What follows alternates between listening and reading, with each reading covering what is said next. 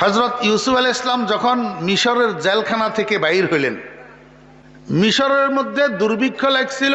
বাদশা রাইয়ান কোন রকমে দেশকে দুর্ভিক্ষের কবল থেকে মুক্ত করতে পারে না।